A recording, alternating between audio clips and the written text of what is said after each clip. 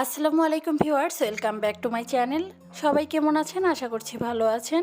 আরও একটি নতুন রেসিপি নিয়ে চলে এসেছি। আজকে আমি আপনাদের সাথে শেয়ার করব তালের রস দিয়ে একটি নতুন ধরনের পিঠার রেসিপি। আসলে আমরা তালের বড়া কিংবা তালের কেক অনেক খেয়েছি, কিন্তু এই পিঠাটা যারা তাল পছন্দ করেন না তাদের কাছেও অনেক ভালো লাগবে।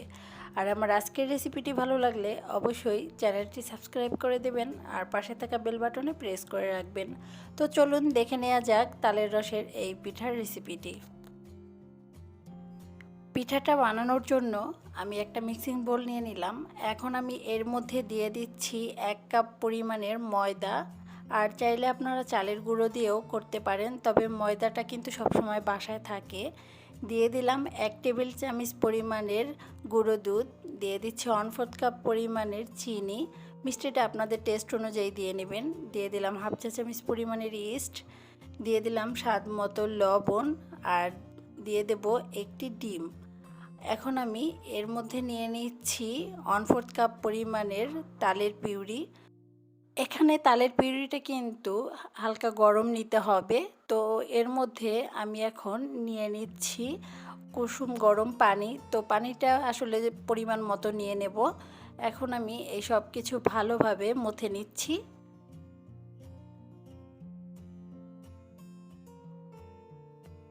মথে নেওয়া হয়ে গেছে। এখন আমি এই ডোয়ের উপরে দিয়ে দিচ্ছি সামান্য পরিমাণের তেল, যাতে এটা ড্রাই না হয়ে যায়।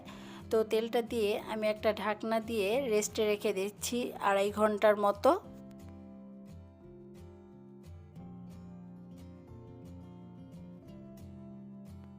দুই থেকে 2.5 ঘন্টা পরে দেখতেই পাচ্ছেন ডোটা কিন্তু ফুলে ডবল হয়ে গেছে। এখন আমি এই ডো থেকে বাতাসটা বের করে নিচ্ছি।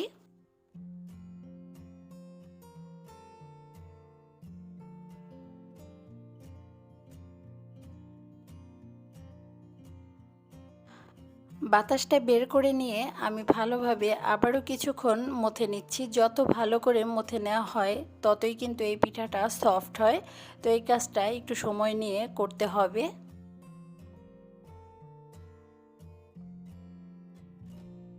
মথে নেওয়া হয়ে গেছে। এখন আমি ছোট একটা লিচি কেটে নিয়েছি আর এর উপর দিয়ে কিছু শুকনো ময়দা দিয়ে দিলাম।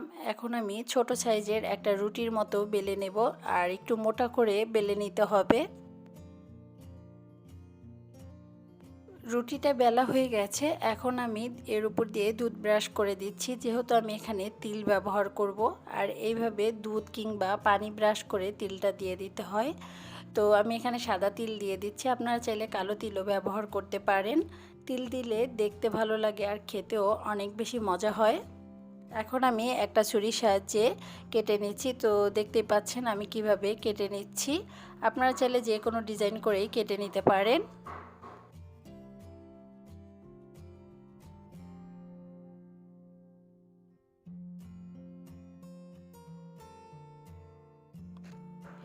এইভাবে কেটে নেওয়া কিন্তু কঠিন কিছু না, খুবই অল্প সময়ে এই পিঠাটা বানিয়ে নেওয়া যায়। আর এই ডিজাইনটা করাও কিন্তু খুবই সহজ।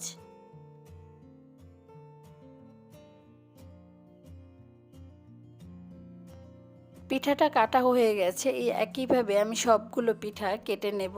তো সবগুলো পিঠা কেটে নিয়েছি। এখন আমি পিঠাগুলো ভেজে নেব। পিঠাগুলো ভেজে নেওয়ার জন্য আমি চুলায় একটা প্যানে পরিমাণ মতো তেল দিয়ে দিচ্ছি। আর তেলটা যখন হালকা গরম হয়ে গেছে ওই পর্যায়ে এক এক করে পিঠাগুলো দিয়ে দিচ্ছি। বেশি গরম তেলে দিলে কিন্তু খুব তাড়াতাড়ি কালার চলে আসবে আর ভিতরে ভালোভাবে কুক হবে না। তো ওইভাবেই পিঠাটা দিয়ে দিতে হবে, আর চুলার আঁচটা একদম লোতে রাখতে হবে। তো এখন আমি পিঠাগুলো উল্টে দিচ্ছি আর ফুলে কিন্তু ডবল হয়ে গেছে, দেখতেই পাচ্ছেন।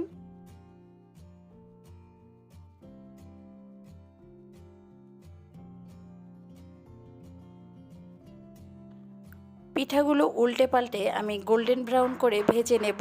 আর এই পিঠাটা কিন্তু তেলে ভাজা বানের মতো হয়, খুবই সফট হয়, খেতে কিন্তু অনেক বেশি ভালো লাগে।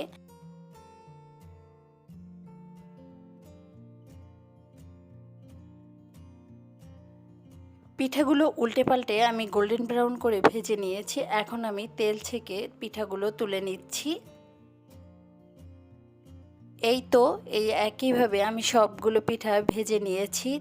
আর এই তালের পিঠাগুলো যারা তাল একেবারেই খেতে চান না তাদের জন্যও কিন্তু অনেক ভালো লাগবে এই তালের পিঠাটা। আশা করছি আমার আজকের রেসিপিটি আপনাদের ভালো লেগেছে। ভালো লাগলে অবশ্যই চ্যানেলটি সাবস্ক্রাইব করবেন আর পাশে থাকা বেল বাটনে প্রেস করে রাখবেন আরও এরকম নিত্য নতুন ভিডিও পাওয়ার জন্য। সবাই ভালো থাকবেন, সুস্থ থাকবেন। আজকের মতো এখানেই বিদায়। আল্লাহ হাফেজ।